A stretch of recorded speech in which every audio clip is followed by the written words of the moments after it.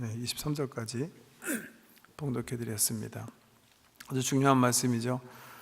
마태복음 쭉 읽어 나가는데 여기서부터 이제 좀 터닝 포인트다 할 수 있어요. 새로운 어떤 시작이다. 이제 여태까지는 예수님께서 주로 갈릴리에서 사역하셨는데 지금부터 시작해서 예수님의 시선이 예루살렘으로 향하는 거예요. 곧 이어서 예루살렘으로 향한 행진이 시작이 되는 그런 분기점입니다. 그러니까 보통 마태복음을 두 문단으로 나눈다 그러면 여기서 이렇게 딱 잘라요, 학자들이요.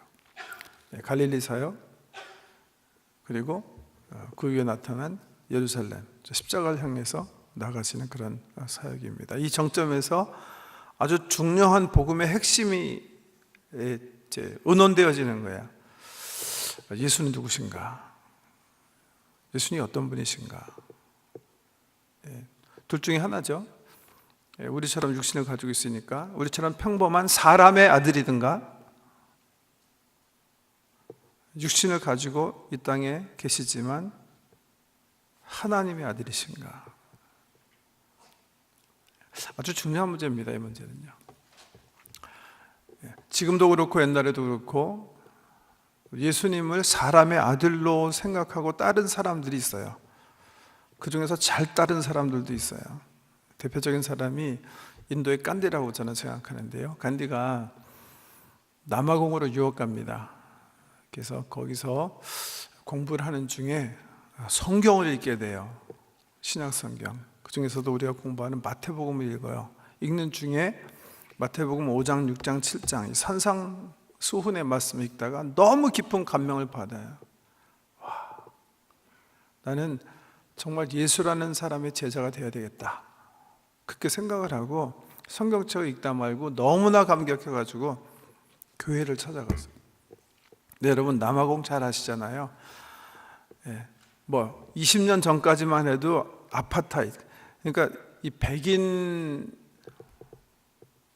민족 차별 정책이 그냥 너무나 그냥 잘 세틀된 곳이 남아공이거든요. 최근까지 그랬으니까 그 당시에 말할 것도 없잖아요.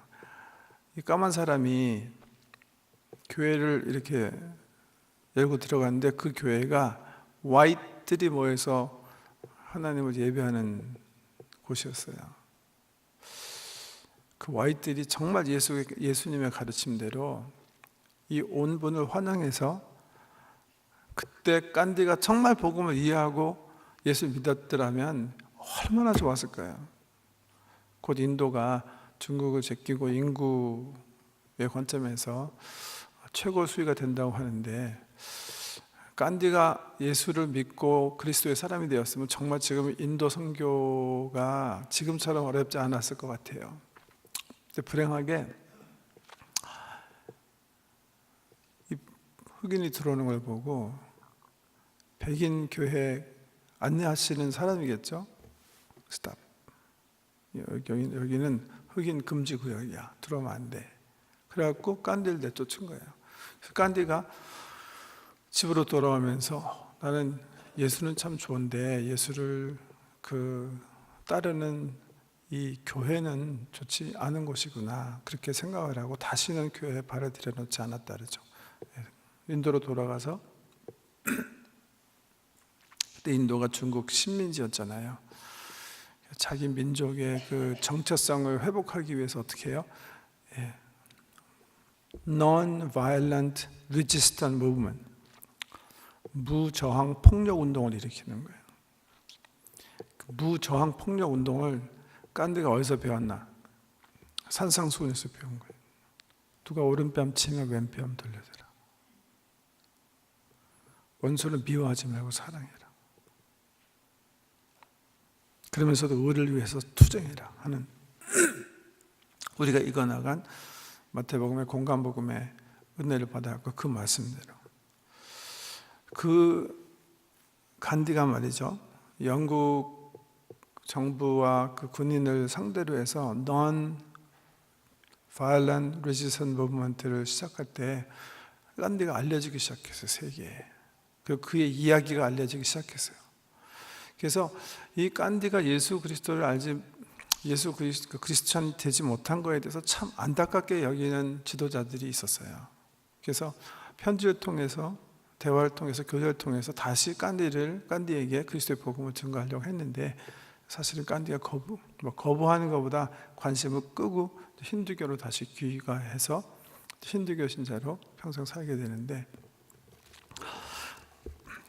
그 깐디로 하여금 그 그리스도께서 가르쳐 주신 산상보훈의 삶의 원리들만 추려서 삶을 경영할 게 아니라 그 원리의 핵심이 되신, 그 원리를 말씀해 주신, 귀한 윤리를 가르쳐 주신 예수님 알게 하기 위해서 애쓴 사람 중에 사람 이름이 뭐죠? 스탠리 존스라는 그 박사님이 계세요. 그분이 그 깐디한테 쓴 글을 읽어 드릴게요. 편지. 깐디 씨, 당신은 알다시피 나는 당신을 사랑합니다. 난 지금까지 당신과 당신의 운동을 서구에 알리려고 애썼습니다. 나는 당신이 기독교 신앙의 핵심을 파악하고 있다고 생각했었습니다마는, 그러나 그 생각은 바꿔야 할 것 같습니다. 당신은 약간의 원리를 파악하였고 그 원리들은 당신에게 영향을 미쳤으며 또 그 때문에 당신은 그만큼 유명해졌습니다. 그러나 당신은 원리를 파악했지만 근원은 놓친 것 같습니다. 당신은 캘커타에서 힘을 얻기 위해 산상수훈을 의지하지 않고 바가바드 기타를 의지한다고 말했습니다. 나도 물론 산상수훈을 의지해서 힘을 얻지 않습니다. 내가 의지하는 것은 산상수훈이 아니라 산상수훈을 말씀하신 그분입니다. 바로 그 점에서 당신은 기독교를 이해하지 못하고 있다고 생각합니다. 당신은 원리를 파악했지만 그분은 놓쳤습니다. 그 원리들 너머에 있는 그분을 만나보지 않겠습니까? 그분을 만나셨다는 소식을 저희가 꼭 듣게 되는 날이 오기를 소망합니다. 편지. 오늘 우리 이 가이사랴 빌립보에서 예수님과 제자들 사이의 일련의 대화와 아주 관계가 있는 그런 이야기예요. 너는 예수를 누구라고 하느냐? 다른 사람들은 나를 누구라고 하느냐? 그럼 너희는 나를 누구라고 하느냐? 깐디는 그렇게 생각했어요. He's a wonderful teacher. 그분은 정말 그 하나님의 뜻을 파악한 그 선각자다. 나는 이분의 제자가 되기 원한다. 우리 예수님을 한 인생의 위대한 스승으로 생각하는 거예요. 선지자로 생각한 거예요. 지금 마호메트들도 그렇게 생각해요. 마호메트가 훌륭한 선지자인데 예수도 굉장히 훌륭한 선지자다. 다만 마호메트가 예수보다 늦게 오셨기 때문에 예수보다 더 많은 진리를 우리에게 가르쳐 주실 수 있다. 그래서 가장 위대한 선지자는 마호메트인데 예수도 굉장히 훌륭한 선지자다. 그렇게 생각하는 거예요. 소위 그런 말씀 들어보셨죠? 우리 신학을 표현하면서 이거는 자유주의 신학이다, 이거는 보수 신학이고 복음주의 신학이다, 그렇게 두 진영을 이렇게 나눠서 얘기하는 것 같은 그런 말씀도 들어보셨을 텐데, 19세기부터 옛날부터도 있었겠습니다만은 19세기 독일의 슐라이마커라는 사람으로부터 기독교 운동이, 보세요, 17, 18세기 어떤 시대라고 그러죠? Age of Reason, 그러죠. 이성의 시대. 사람들이 주님을 버리기 시작했고 우리가 가지고 있는 이성을 최고로 생각하는 그런 시대가 도래하기 시작한 게 17, 18세기예요. 뭐 좋은 것도 많았죠. 문화혁명도 일어나고 산업혁명도 일어나고 과학이 발달하고 좋은 문명의 얘기들이 많이 발전한 그런 시기인데, 그와 더불어서 19세기의 독일 그 대학가 내에 그런 운동이 있어요. 여태까지 그리스도, 이 기독교의 핵심이 뭐였냐? 우리가 너무나 이 기독교를 너무나 이렇게 좀 신격화한 게 아닌가. 기독교에 있어서 중요한 건 오히려 예수 그리스도께서 우리들에게 보여주신 삶의 모습이 아니겠는가, 그렇게 생각한 거예요. 영어로 하면 Shift from that which is Jesus to what Jesus represents. 이전까지는 복음이 예수가 누구신가, 우리가 제자가 된 그 예수의 정체성이 무엇인가가 복음의 핵심이었다면, 그 핵심이요 19세기 독일에서 슐라이마커에서 예수가 지향하는 삶의 모습은 어떤 삶인가를 변하는, 이게 자유주의 신학의 시작이라고. 자유주의 신학은 사실 뭘 주장하는 거예요? 예수가 하나님이신 거는 좀 뒷전으로 하고, 예수가 우리에게 지향하려고 가르쳐 주신 삶에 포커스를 맞추는 거예요. 예수가 누구신가? 이 복음의 핵심입니다. 복음의 핵심. 만약에 예수가 여기서 자기 자신이 밝히신 것처럼 자기가 하나님의 아들이 아니고, 하나님의 아들이니까 하나님, 제 아들이 저 도원이 지원이가 사람의 아들이기 때문에 사람인 것처럼 예수님이 사람의 아들이면 사람인 거예요. 하나님의 아들이시기 때문에 하나님이신 거예요.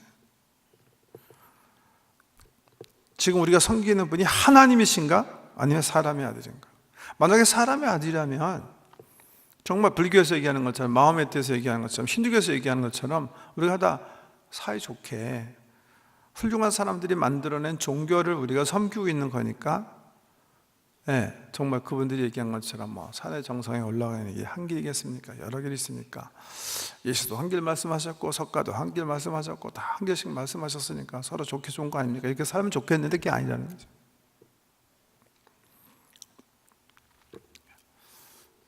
예수님이 그렇게 얘기하셨으면 십자가에 죽으실 이유도 없어요.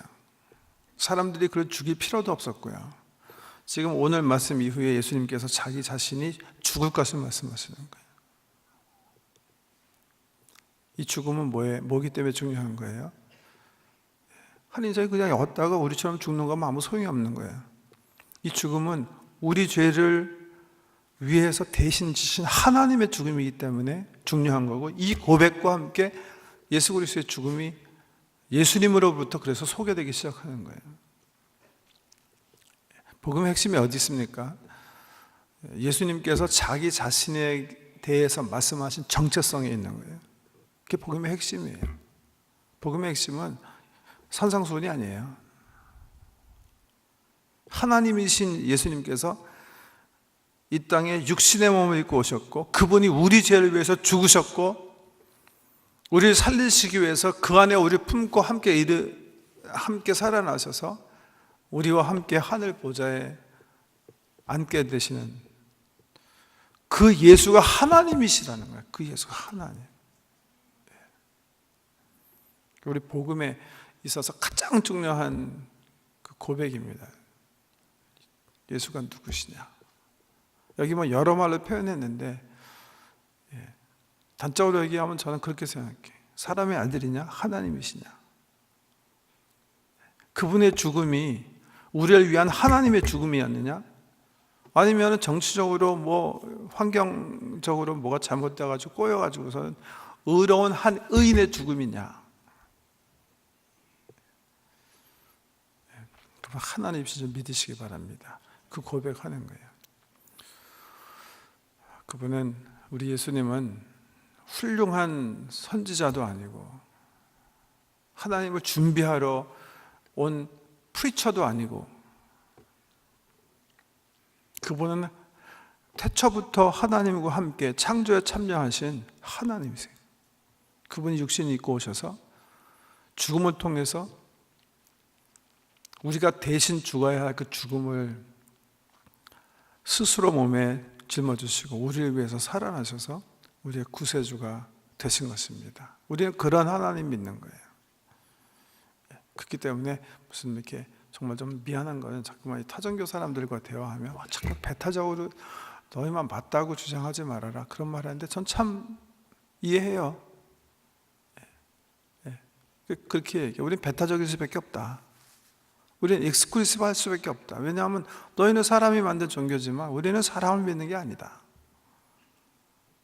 우리 하나님을 믿는 것이고, 우린 계시의 종교를 믿는 것이지 너희처럼 만들어낸 종교를 얘기하는 게 아니다.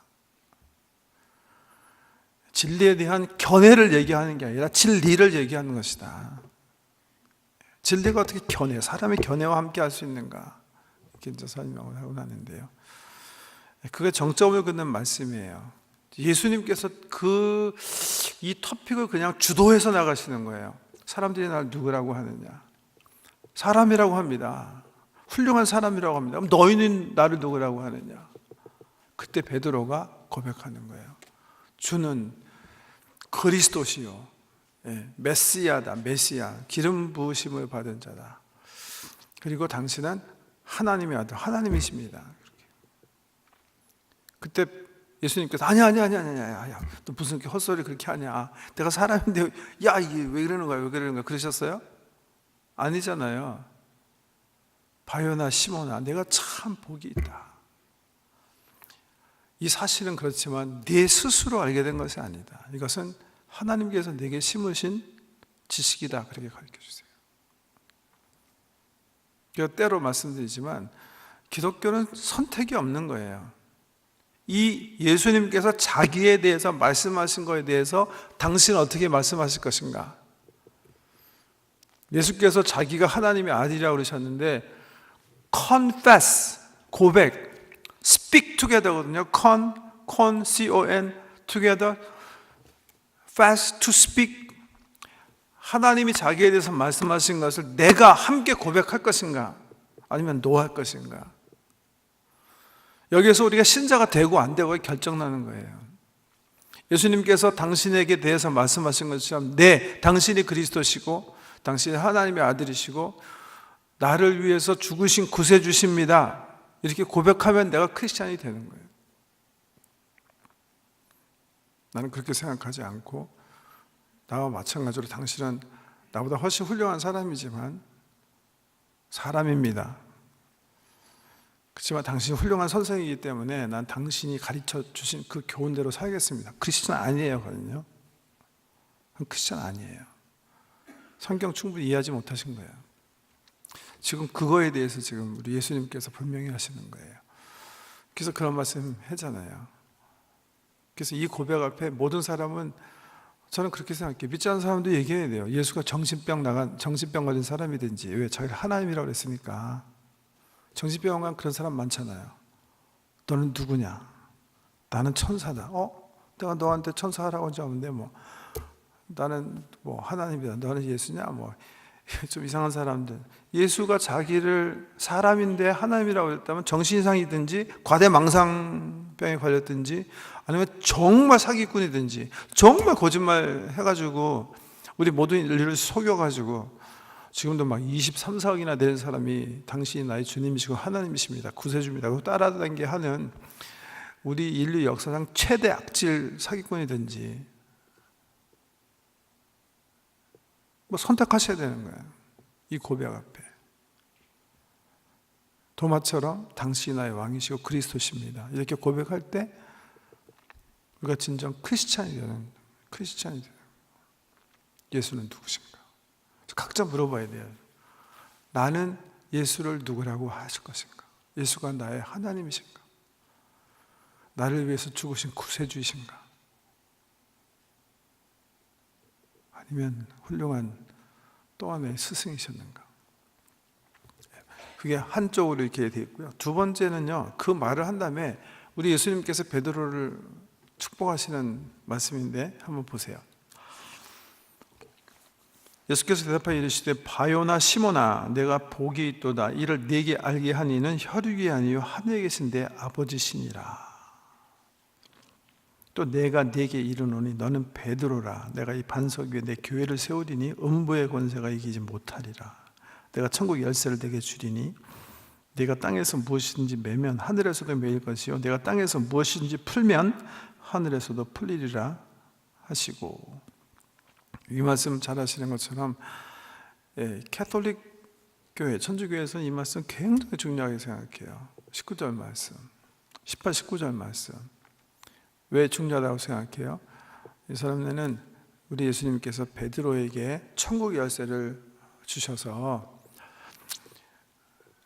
천국에 들어가고 못 들어가고의 권세를 일대 교황인 베드로가 쥐고 있었다. 그리고 그 이후부터 세워진 교황이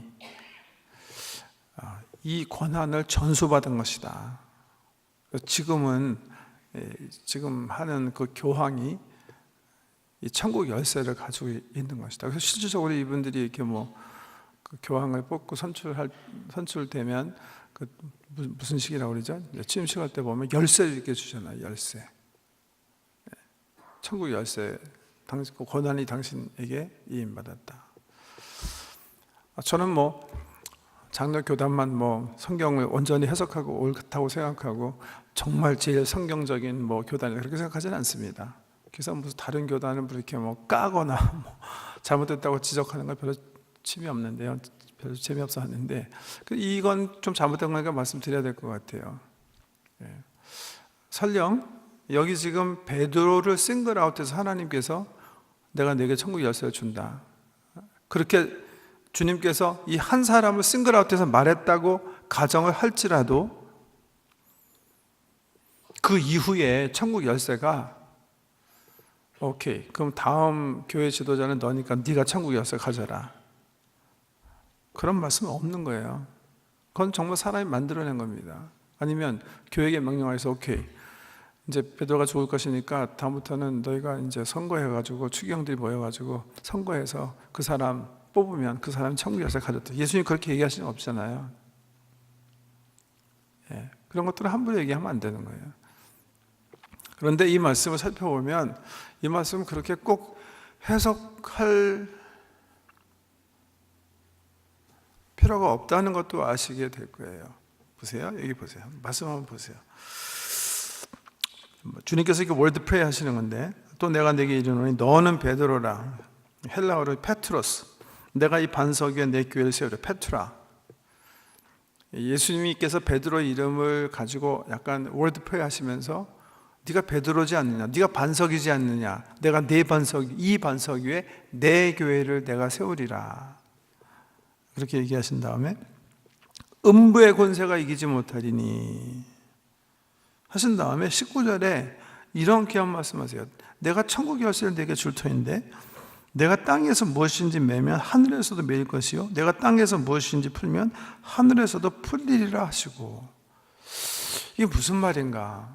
틀림없이 음부랑 관계된 말씀인 거를 미뤄봐서 한 사람의 생명이 죽고 사는 것이 음부의 세력, 죽음의 세력, 죄의 권세로부터 해방되고 해방되지 않는 그 권세가 내게 있다. 그런 의미에서 내가 너에게 천국 열쇠를 준다 하시는 말씀이거든요. 그럼 정말 엄청난 말씀인데 이 베드로에게 주신 말씀인가? 저는 아니라고 해석해야 될 충분한 성경적 근거가 있다고 생각해요. 18장 말씀으로 한번 넘어가세요. 18장. 왜냐? 이 말씀을 또 하세요. 18장에 보면 18장 1절 말씀 보세요. 그때 제자들이 예수께 나와 이르되 천국에서는 누가 크니까 예수께서 한 어린아이를 불러 그들 가운데 세우시고 이르시되, 그러면서 쭉 말씀하시는 거예요. 교훈을 말씀하시는 거예요. 천국에 대해서. 15절 보세요. 내 형제가 죄를 범하거든 가서 너와 그 사람과만 상대하여 공고하라. 만일 들으면 내가 내 형제를 얻은 것이요 만일 듣지 않거든 한두 사람을 데리고 가서 두세 증인의 입으로 말마다 확증하게 하라. 만일 그들의 말도 듣지 않거든 교회의 말하고 교회의 말도 듣지 않거든 이방인과 세례와 같이 여기라. 18절 말씀 보세요. 교회에 대해서 말씀하신 분이 뭐라고 그랬어요? 진실로 너에게 이르노니 무엇이든지 너희가 땅에서 매면 하늘에서도 매일 것이요 무엇이든지 땅에서도 풀면 하늘에서도 풀리리라. 또 말씀하셨죠? 이거 누구한테 하신 말씀이에요? 좀 아까 16장에서 베드로에게 하신 말씀이에요. 그죠? 근데 18장에 와서는 누구한테 말씀하세요? 모든 제자들에게 말씀하시는 거예요.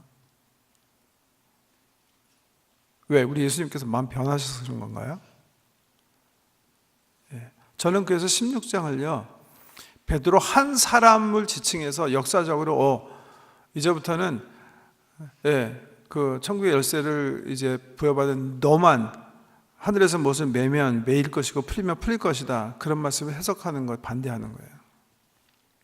왜? 여기 보니까 교회에게 하신 말씀이에요. 제자들에게 하신 말씀이에요. 교회가 어떤 사람을 예수 그리스도의 이름으로 사하면 천국에서도 사해질 것이다. 죄를 그대로 머물게 하면 죄가 그대로 있을 것이다. 이렇게 교회에 주신 말씀으로 해석돼야 되는 거예요. 자, 이 말씀을 기초로 해서 다시 16장 말씀 와보세요. 이 말씀, 그 16장 어떻게 해석해야 되는지 좀 생각해 보려고 하는데, 틀림없이 이 말씀 보면 베드로를 지칭해서 하신 말씀은 맞는 것 같고, 그 이후에도 보면 우리가 서신서에도 보면 베드로가 그 이후에 정말 그리스도의 가장 으뜸되는 사도로 이름이 기록될 때, 제자들의 이름이 기록될 때마다 항상 맨 앞에 기록되고, 또 베드로의 권위가 이 초대교회에서 다른 어떤 사도보다도 뛰어났다는 사실을 역사적으로 알 수 있어요. 그러니까 역사적으로도 베드로가 여기서 수제자로 세워지는 건 사실인 것 같아요. 네. 그렇다고 이 말씀이 천국 열쇠가 베드로에게 주어졌고, 이 베드로에게 주어진 열쇠가 베드로 이후에 교회 수장이 되는 사람에게만 주어졌다, 그렇게 얘기할 수 있는가? 그건 말씀드린 것처럼 18장에 있는 것처럼 아니거든요. 그 천국의 열쇠는 제자 공동체들에게 그냥 선포되어진 거예요. 교회에게 그냥 선포된. 이 말씀 어떻게 해석해야 되는가? 저는 이렇게 생각해요. 지금 예수님께서 복음의 관점에서 교회에 대해서 처음 말씀하세요. 18절. 또 내가 네게 이르노니 너는 베드로라, 내가 이 반석 위에 내 교회를 세우리니. 사실 여기 원어 보면 우리 한국 성경에는 내가 네게 이르노니 내 교회를 세우리라. 내 자가 2번 나오는데 원어에 3번 나와요.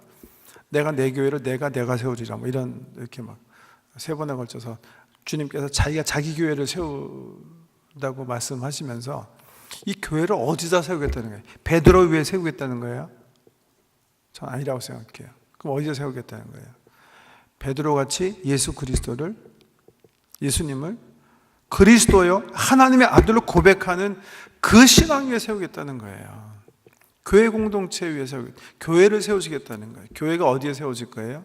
예수가 그리스도시고 하나님의 아들이라는 고백 위에 세워지는 거예요. 그래서 반석이라고 얘기하는 건 그렇기 때문에 이 베드로 한 사람을 지칭하는 게 아니라 베드로처럼 예수 그리스도를 주로 고백하는 모든 사람이라고 해석되어져야 된다는 거예요. 좀 신학적인 문제가 있어서 그냥 좀 설명을 드렸는데, 또 내가 네게 이르노니 너는 베드로라. 내가 이 반석 위에, 내가 고백한 이 예수가 주시고 하나님의 아들이라는 이 고백 위에 내 교회를 세우주니 음부의 권세가 이기지 못하리라.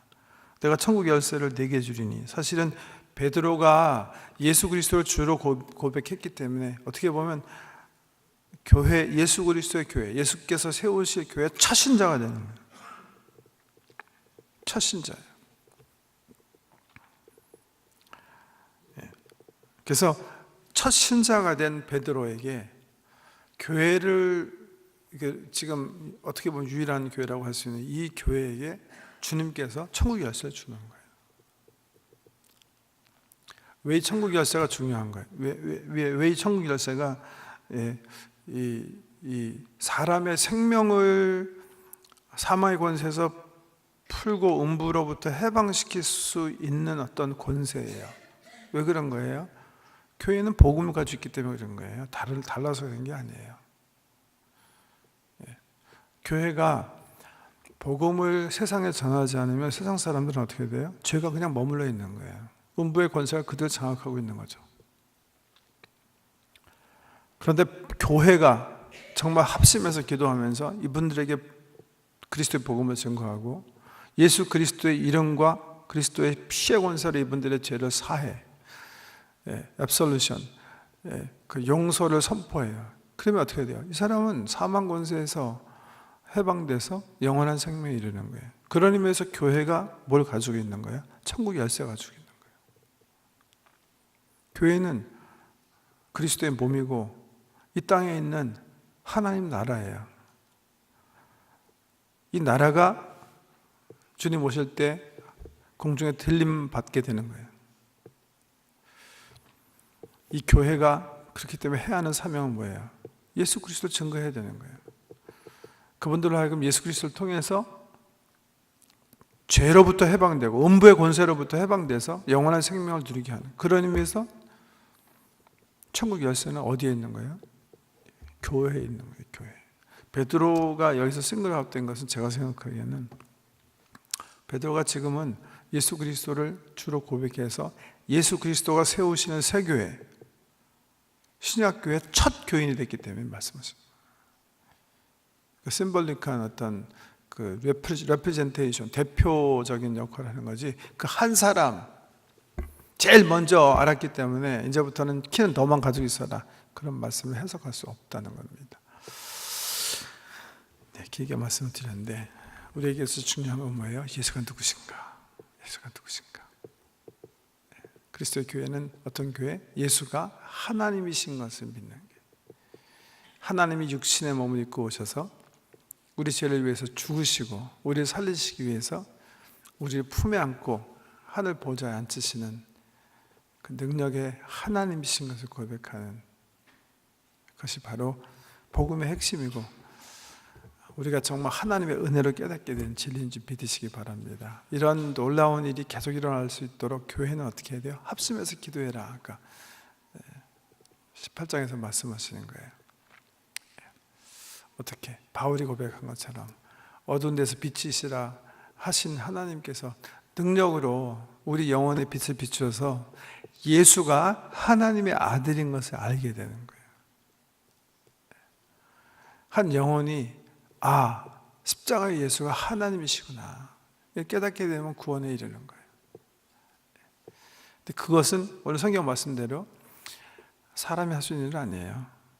성령께서 하실 일이에요. 성령께서 하시는 거예요. 우리 지금 아주 특별한 만남하고 있는데, 우리 성도님들이 많이 기도해 주셔서 성령님께서 정말 이번에 참석하신 많은 분들에게 하나님을 알리신 거예요. 하나님이 주 되시고 우리 예수께서 하나님 되신 것을 알게 하시는 거예요. 하나님만 하실 수 있는 거예요. 그를 위해서 교회가 부르심을 먼저 교회가 그 일 때문에 교회가 됐고 그 일을 전하기 위해서 부르심 받은 공동체입니다. 그 사명을 잘 감당해서 하나님 기쁘시게 하고 하나님 나라를 세우고 세상의 죄와 음부에 묶여 있는 영혼들이 우리 교회 공동체를 통해서 이렇게 해방되어지는, 참 진리와 그 하나님 가족 공동체로 이렇게 회복되어지는 귀한 역사가 계속 일어나길 주의 이름으로 축복합니다. 기도하겠습니다.